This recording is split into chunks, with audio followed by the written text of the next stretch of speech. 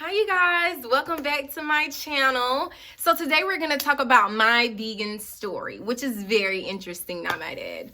So back in 2016, and just before I get into this, when I transitioned, it wasn't because I had anyone influencing me or because my friends were vegan or I ran across an article or I ran across a documentary. None of that was the case. And that's your typical story. And I'm not saying it's the typical story. Everyone's story is different, but usually it's kind of along that line. The reason why I transitioned to veganism is because of some major health challenges. And it wasn't even veganism that was on my mind when I actually transitioned. So back in 2016, I was partying with some friends and we were out hanging out, college friends at that, and I had been out of college for a couple of years at that point. So just to reunite with old friends and party and eat delicious food that was full of meat and dairy, like it was just amazing at that time. So the next day after the party, me and my friends came back to our hometown because the party was out of town. And I realized that my back, my neck, and my head was hurting. And that's not your typical hangover symptom. So I let it go. But then as time went by, it was like a week or two. And in a week or two turned into like 3 months. And I'm just like, oh no, like this is not what it is. Like something is seriously wrong. So during the duration of those 3 months, I was in and out of the doctor's office trying to figure out what was wrong with me. They could not give me an answer. And I knew that was strange because how can I be completely healthy when my body feels like it's deteriorating? Like I know something's wrong. Like someone's going to give me an answer. So to make a long story short, I started doing my own research. But in the process of me doing my own research, my doctor ended up telling me it was fibromyalgia.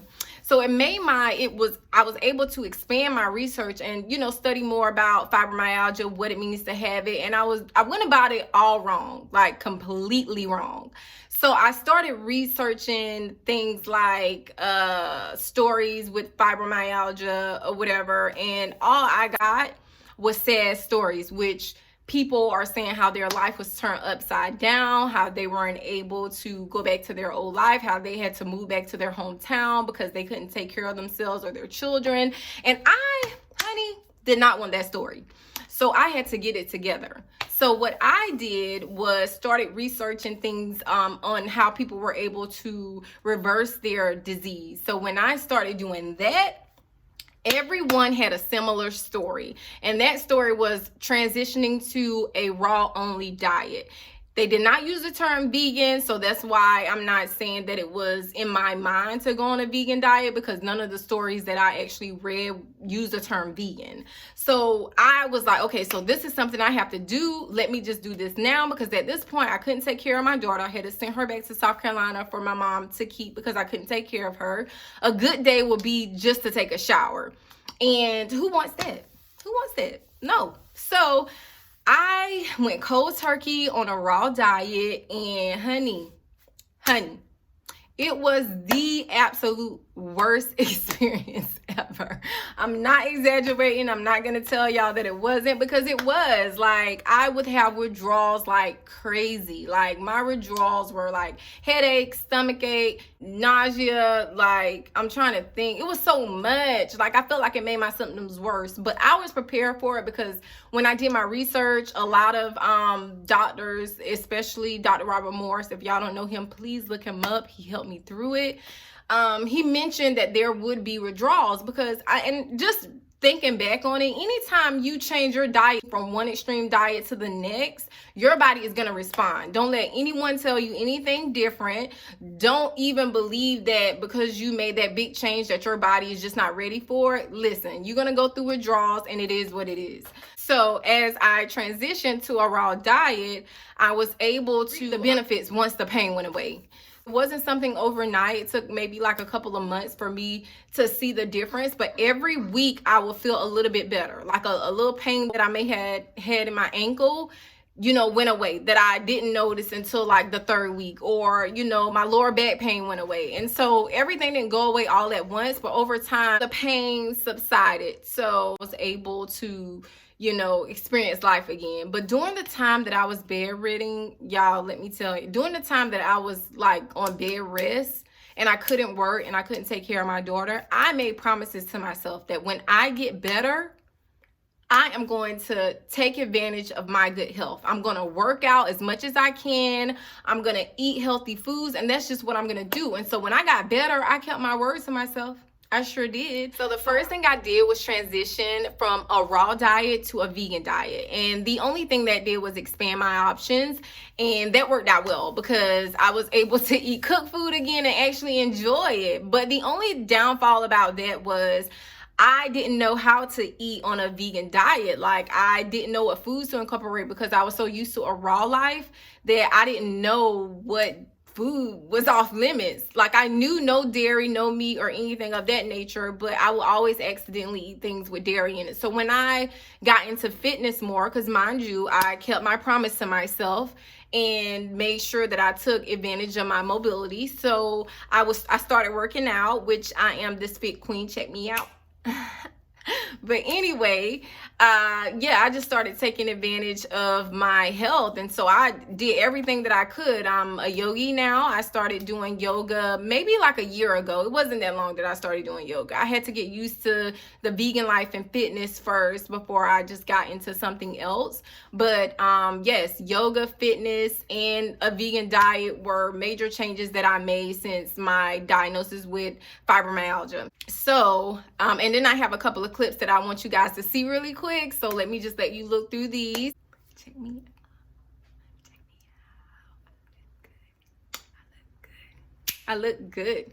I look good. I'm kidding, y'all. It does not have to be a hard journey. I mean, it's a lot of things that I had to sacrifice. It's a lot of events where I had to get used to packing foods and stuff, and I had to make a change with a lot of things, just so much. But I made it through, y'all. I made it through. I have a couple of vegan friends now, and I'm still meeting new people, but I knew nothing about veganism when I started. I knew nothing, and it's okay. A lot of people think that you have to know someone, or you have to know what you're doing, or you just can't make a decision like that because your family is not going to approve it. Let me tell you, this is your life, honey. Yours.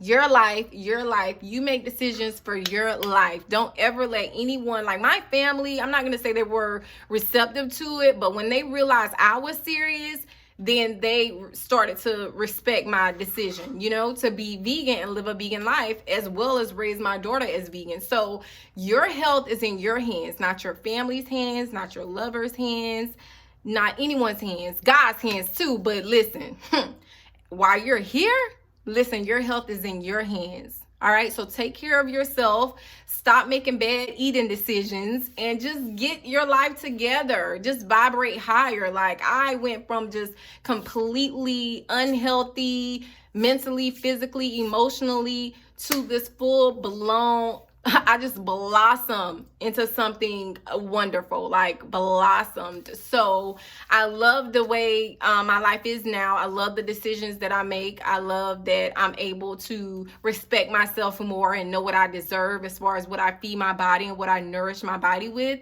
And that's pretty much it. Like, I'm trying to think, is there anything that I'm missing out on? Like, well, I'm not explaining to you guys because being vegan doesn't have to be hard. You can still eat junk food. You can still eat healthy while eating junk food. And what I mean by that, it's not about eliminating all the great, delicious vegan options from your diet. It's just eating a lot of things that you love as far as fruit, vegetables, cake, ice cream, of course, vegan, and just eating them in moderation. Like, you don't want to eat, you know, ice cream every day, but you can probably have ice cream once a week or maybe twice a week, and make sure you go by the serving size. And also, you know, if you want cake, eat cake once a week. That can just be, and have cheat meals, and not cheat day, but cheat meals. And I don't even really like to call them cheat meals. It's a part of your life. So just make that a part of your schedule. Don't feel guilty, because if you feel guilty, then you feel like you're setting restrictions, and we are not setting restrictions here, honey. We're gonna live our life and be healthy. You see how fit I am? I am fit, honey, and I still eat whatever it is that I want to eat because, you know, It doesn't have to be complicated. That's all I'm saying. So you guys stay tuned for further videos because I want to keep you guys updated so much on my life. Like, I want you guys to see how I live my life as a vegan, how fibromyalgia changed my life, how I live my life as a yogi, how my fitness life is right now. So make sure you guys stay tuned. Make sure you subscribe, follow me on Instagram, and yeah. And so I guess I will see you guys in my next video.